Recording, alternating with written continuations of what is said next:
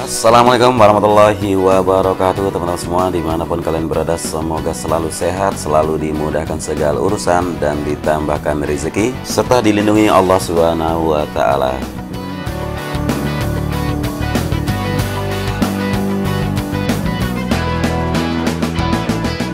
Tidak lupa saya ucapkan terima kasih buat teman-teman semua yang sudah mengklik video ini. Dan di video kali ini kita akan berbagi informasi terkait dengan problem-problem yang ada di sirkuit MotoGP Mandalika. Yang pertama adalah problem yang kemarin saya posting sore hari atau malam hari, terkait dengan lahan yang diblokir atau yang ditutup, dipagari di sekitar area pedok di depan ini.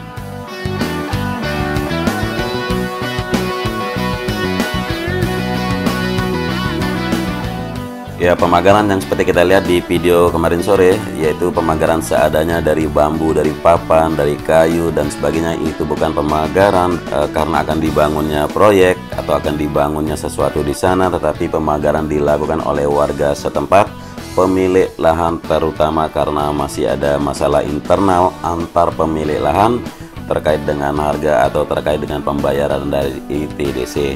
Sedangkan masalah tersebut bukanlah masalah dengan ITDC sendiri, tapi kesimpulan yang ada adalah masalah internal antar pemilik lahan.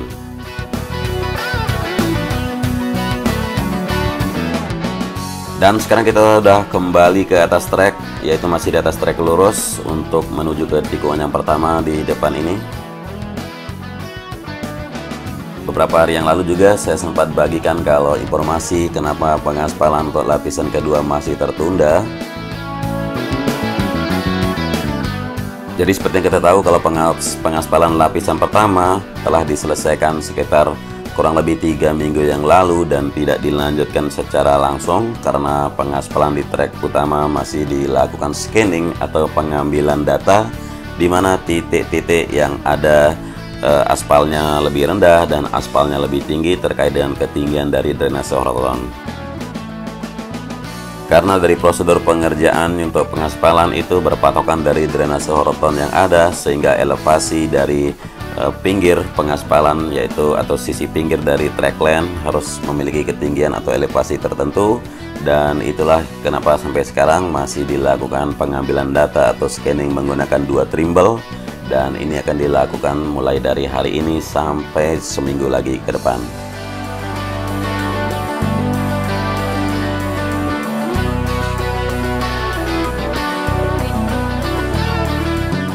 Ya, mungkin video-video tersebut sudah memberikan jawaban ke teman-teman yang selalu bertanya kenapa pedok belum dibangun, kenapa pengaspalan lapisan 2 juga belum dikerjakan.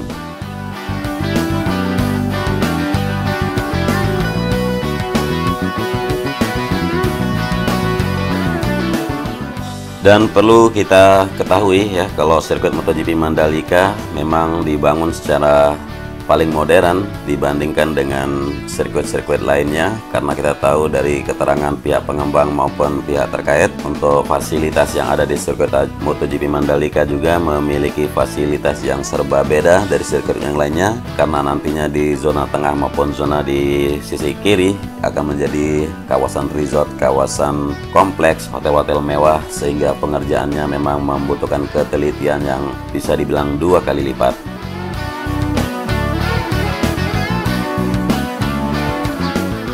Dan untuk sirkuit MotoGP Mandalika seperti yang kita amati bersama, kalau lokasi pembangunannya ada di sisi selatan Pulau Lombok, persis di pinggir laut atau di pinggir pantai, sehingga kawasan yang seluas 1175 hektar ini memiliki kontur tanah berpasir dan juga berdebu atau berlumpur di bagian bawahnya.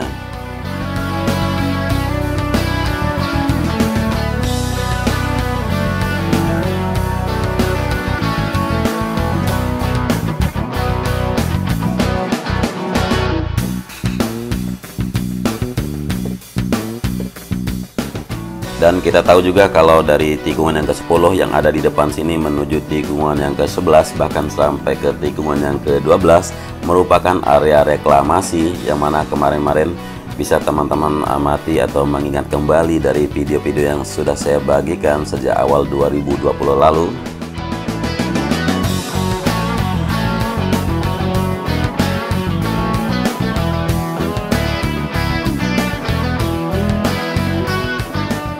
Jadi pembangunan sirkuit MotoGP Mandalika seperti yang teman-teman komentari, pengerjaannya yang lelet, lamban, atau pengerjaannya membutuhkan waktu yang lama banget, itu terkait dengan karena COVID-19. Selain masalah COVID-19, karena juga sumber material juga tidaklah begitu dekat dari lokasi di mana sirkuit ini dibangun, dan semua material-materialnya juga ada yang dari luar Lombok, bahkan ada beberapa material juga didatangkan dari beberapa negara luar.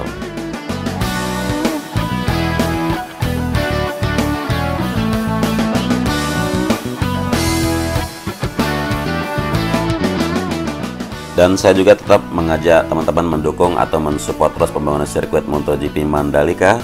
Di satu sisi kita memang harus optimis sirkuit ini akan jadi segera, tapi di sisi yang lain kita harus tetap realistis.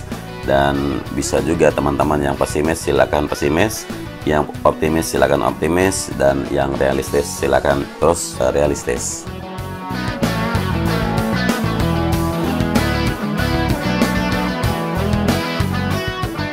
Dan dari hasil pengecekan Dorna waktu awal April dahulu ya, sehingga digeser jadwal buat Indonesia di awal tahun nanti. Jadi sambil menunggu kapan lapisan pengaspalan untuk lapis 2 di trackland, kemungkinan akan mulai dihasilkan data atau hasil scanning dari keseluruhan track itu dalam 1 minggu ke depan atau 10 hari ke depan, sehingga pengaspalan lapisan yang kedua bisa kita saksikan nanti di akhir bulan ini kemungkinan, atau di awal bulan Juni. Dan cara melakukan pengaspalan lapisan yang kedua hampir sama dengan pengaspalan lapisan yang pertama, namun nanti di lapisan yang paling atas atau lapisan yang ketiga itu akan dilakukan secara non-stop selama 3 hari 3 malam berturut-turut.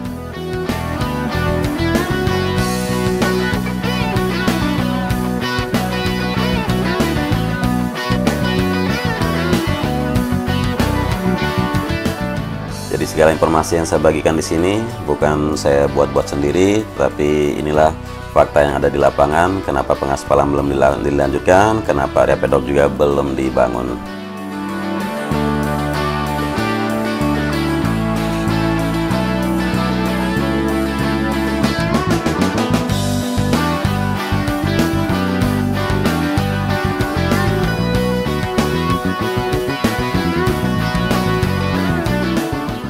Oke, tidak terasa kita sudah berada di atas tikungan yang ke-16 dan menuju ke tikungan yang ke-17 yang merupakan tikungan yang terakhir dari sirkuit MotoGP Mandalika. Tidak lupa saya sampaikan terus menjaga protokol kesehatan, karena terkait COVID-19 inilah akan menentukan selanjutnya apakah balapan MotoGP atau WSBK akan siap digelar atau tidak, tergantung dari hasil pantauan statistik dari COVID-19 di Indonesia.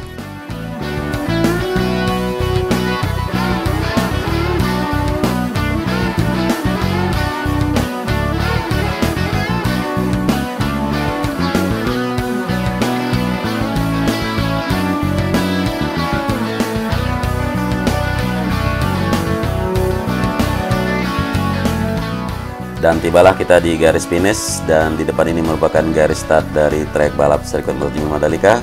Kita akan melihat ke zona tengah bagaimana perkembangan atau progres yang sedang dilakukan di area sini. Oke, mungkin masih tidak banyak begitu progres yang bisa kita lihat karena pengerjaan seperti yang kita tahu dari kemarin mulai dikerjakan dan hari ini akan dilanjutkan.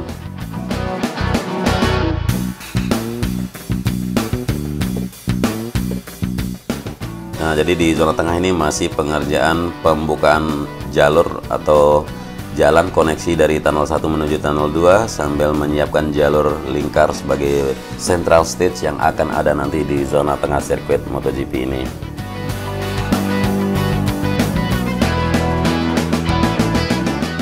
Ya, masih terlihat sejumlah warga-warga yang masih tinggal atau mendiami lahan di zona tengah sirkuit. Di satu sisi, selain kita optimis, tapi kita perlu juga mengkritis ya, atau mengkritik bagaimana supaya bisa bergerak dengan cepat pengerjaan yang ada di sirkuit MotoGP khususnya. Selain pembangunan dari sirkuit, tapi juga kita harus mengkritis fasilitas-fasilitas pendukung yang ada bagi sirkuit MotoGP Mandalika. Mungkin sekian dulu saya reportasekan dari sirkuit MotoGP Mandalika buat teman-teman semua. Terima kasih sudah menyimak sampai akhir durasi, dan sekian dulu. Wassalamualaikum warahmatullahi wabarakatuh.